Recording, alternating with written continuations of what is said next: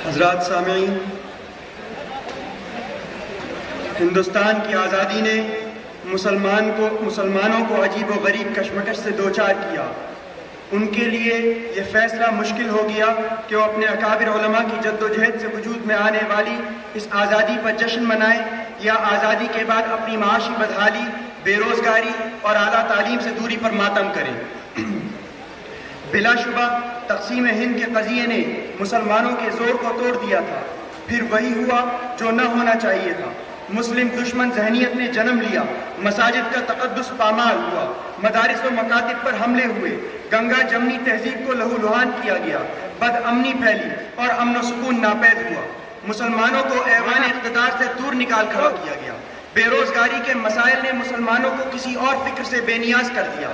مسلم قیادت کے فقدان پر ہم نالاں کیوں ہیں جبکہ ہم آج تک ڈیوائڈ اینڈ رول کے فلسفے ہی کو نہیں سمجھ پا رہے؟ آپسی خلفشار روز افزوں ہے اور مسلمان سے دور ہوتا چلا جا رہا ہے۔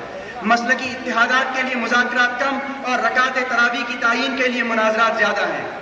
کاش کہ آپسی جھمیلوں سے ہمیں فرصت ملتی تو شاید ہم عالم عرب کے انقلاب مصر و شام میں مسلمانوں کی خوریزی پر کچھ افسوس کر پاتے۔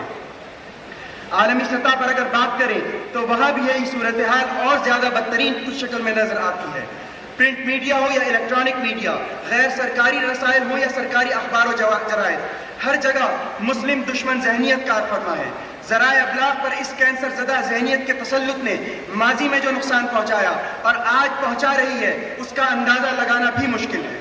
مصر کے آئینی اور منتخب صدر ڈاکٹر محمد مرسی کو غیر آئینی طور پر معزول کر دینا اور اسلامی سیاست کے علمبردار تنظیم کو انتہا پسند اور اسلام پسند کہہ کر اسے ممنوع قرار دینا آخر کن وجوہات پر صحیح ہو سکتا ہے؟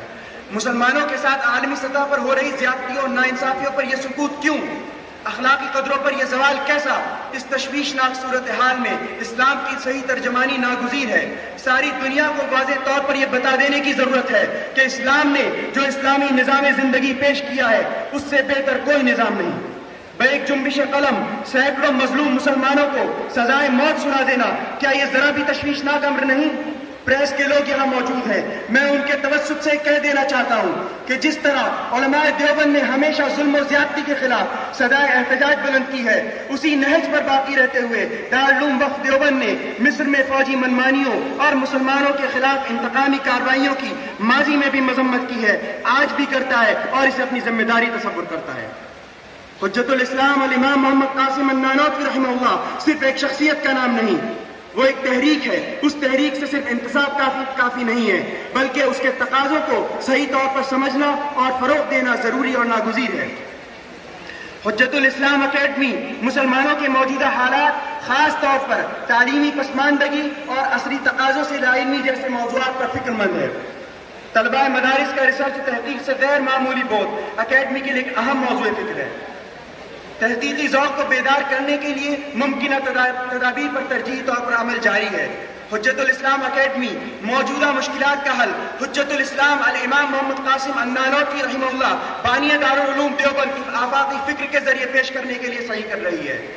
ظاہر ہے کہ حضرت نانوتوی کے افکار و نظریات کی بلندی کا اندازہ لگانا آسان نہیں۔ ان کی دور رس نگاہوں نے آنے والے حالات کو بھانپ لیا تھا۔ دارالعلوم دیوبند اور اس سے انتساب رکھنے والے بے شمار مدارس و مکاتب اور جامعات حضرت نانوتوی کی منظم تحریک کا ہی ایک حصہ ہے، مگر یہ وضاحت بھی میں ضروری سمجھتا ہوں کہ صرف مدارس کا قیام اور علماء اور حفاظ کی کثرت حضرت نانوتوی کی تحریک کا حصہ نہیں۔ فکر نانوتوی کو کسی ایک خاص دائرے میں قید کر دینا حضرت نانوتوی کی تحریک جو ایک عالمی اور ایک بین الاقوامی حیثیت کی حامل ایک عظیم تحریک ہے، چند مدارس اور مکاتب میں محدود نہیں کی جا سکتی۔ اگر ایسا کیا گیا تو اس ہماگیر تحریک کے ساتھ انصاف نہیں ہوگا۔ بانی دارالعلوم حجت الاسلام حضرت مولانا محمد قاسم نانوتوی قدس سرہ نے مدارس کے نظام اور مقاصد پر ایک انتہائی اہم تقریر کے درمیان فرمایا، ان مدارس میں علاوہ تعلیم مذہبی غرض اعظم قوت استعداد ہے۔ فقط علوم دینی پر اکتفا نہیں بلکہ فنون دانشمندی کی تکمیل بھی حسب قاعدہ سابقہ کی گئی ہے، جس کا عمدہ نتیجہ ماضی میں یہ نکلا کہ بڑے بڑے عالم بڑی بڑی استعداد و قوت کے اہل اسلام میں بکثرت پیدا ہوئے۔ سوال یہ کیا جا سکتا ہے کہ فنون دانشمندی میں آخر کون سے علوم ہیں جو آتے ہیں؟ آخر وہ کون سے علوم ہیں جو اس میں داخل ہوتے ہیں؟ چنانچہ حضرت نانوتوی آگے چل کر اپنی تقریر میں اسی کا جواب دیتے ہیں کہ معقولات سے صرف منطق و فلسفہ مقصود نہیں، بلکہ اس میں حیات، حساب، فلکیات، ریاضیات، الہیات یہ سب شامل ہیں۔ حضرت نانوتوی کی صراحت سے جو علوم فنون دانشمندی میں آتے ہیں وہ یہ ہیں: حساب، ریاضیات، الہیات، حیات، فلکیات، یعنی کہ mathematics, arithmetic, metaphysics, astronomy, cosmology. Darul Uloom کی رودادوں کے مطالعے سے پتہ چلتا ہے کہ وہاں الجبرا، مساحت، اقلیدس بھی داخل انصاف کی گئی تھی، کیونکہ اس دور میں میڈیکل سائنس کے لیے طب یونانی ہی کا رواج تھا، جس کی باضابطہ تعلیم کا انتظام سن 1295 ہجری میں ہوا۔ 1396 ہجری کی رودات سے معلوم ہوتا ہے کہ بشرط فراہمی سرمایہ، سرجری اور فارمولوجی کی تعلیم کا بھی منصوبہ تھا۔ دارالعلوم میں ان علوم کی تعلیم کا معیار کس قدر بلند تھا، اس کا معیار کتنا اعلیٰ تھا، برطانوی نمائندے کے تاثرات سے ملاحظہ فرمائیے۔ جان پالمر نامی اس شخص نے دارالعلوم کے تفصیلی جائزے کے بعد اپنی رپورٹ میں لکھا: میں نے دیکھا کہ وہاں علم مثلث کے ایسے عجیب اور مشکل قواعد بیان کیے جا رہے ہیں جو میں نے کبھی ڈاکٹر اسپرنگر سے بھی نہیں سنے۔ رودات سے معلوم ہوتا ہے کہ جدید فلسفہ یعنی کہ سائنس کی تعلیم کے لیے دارالعلوم میں النقش کالحجر کو داخل نصاب کیا گیا تھا۔ اس کتاب کے مندرجات پر نظر ڈالیے: chemistry, physical geography, astronomy, principles of logic, elements of physics, geology اور باٹنی۔ بانی دارالعلوم نے جس دارالعلوم کا خواب دیکھا تھا وہ شاید ابھی مکمل طور پر شرمندہ تعبیر نہیں ہوا۔ اگر ہوتا تو ہندوستان میں مسلمان تعلیم و تعلم، سیاست و قیادت، معیشت و اقتصادیات میں نمایاں حیثیت کے ساتھ نمائندگی کر رہا ہوتا۔ افسوس کہ آج فضلائے مدارس نے ممبر و محراب ہی کو اپنی معراج تصور کر لیا ہے اور دیگر ذمہ داریوں سے اپنا دامن جھاڑ کر بیٹھ گئے۔ وقت کے تقاضوں کو سمجھنا ضروری ہے۔ جدید علوم و فنون میں نمائندگی ناگزیر ہے۔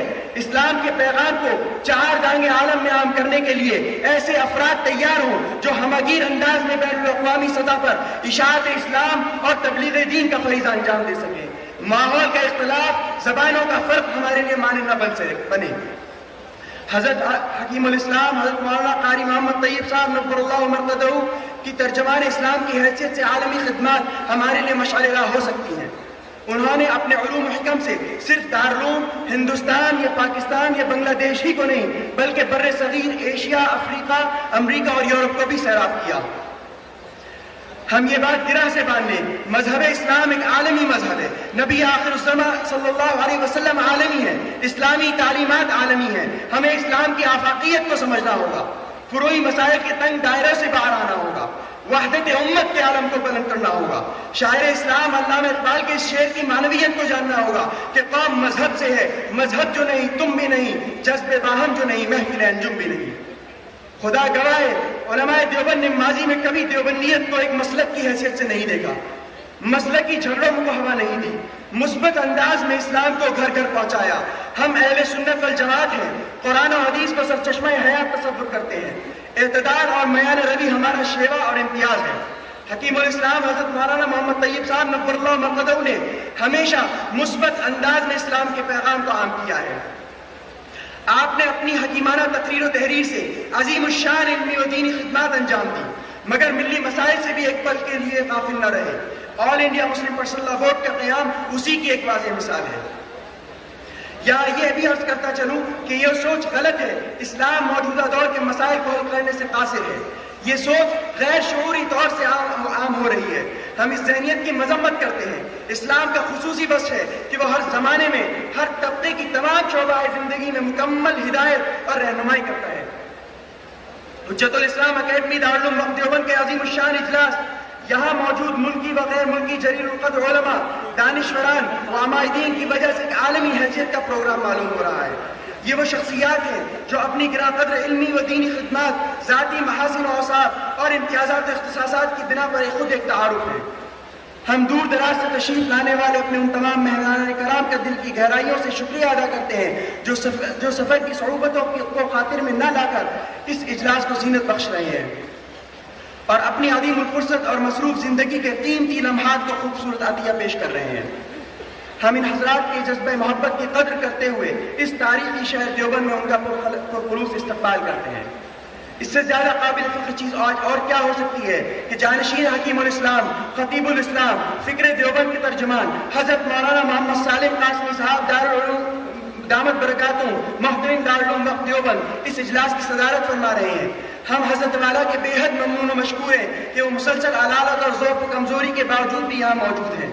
یہاں یہ بھی ذکر کرنا مناسب معلوم ہوتا ہے کہ حضرت والا کو گزشتہ دنوں میں نصف صدی سے زائد عرصے پر معین ان کی گراں قدر دینی، تعلیمی، اصلاحی اور تدریسی خدمات کے اعتراف میں ساؤتھ افریقہ کے شہر جوہانسبرگ میں ایک عالمی کانفرنس برائے خدمت انسانیت کے دوران تقریباً 80 ممالک کی نمائندہ شخصیات اور منتخب علماء اسلام کے درمیان جائزۃ الامام محمد قاسم النانوتوی سے سرفراز کیا گیا، جو بلا شبہ منتسبین دارالعلوم کے لیے ہی نہیں بلکہ پوری قاسمی برادری اور حضرت نانوتوی سے فکری انتساب رکھنے والے حضرات کے لیے بھی باعث افتخار ہے۔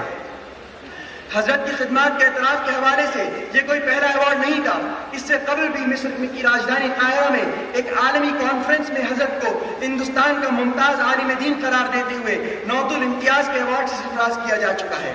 ہم حضرت والا کو اس عظیم الشان ایوارڈ پر مبارکباد پیش کرتے ہیں۔ رب کریم سے دعا ہے کہ حضرت کے سائے کو صحت و تندرستی کے ساتھ ہمارے سروں پر قائم و دائم فرمائے، آمین۔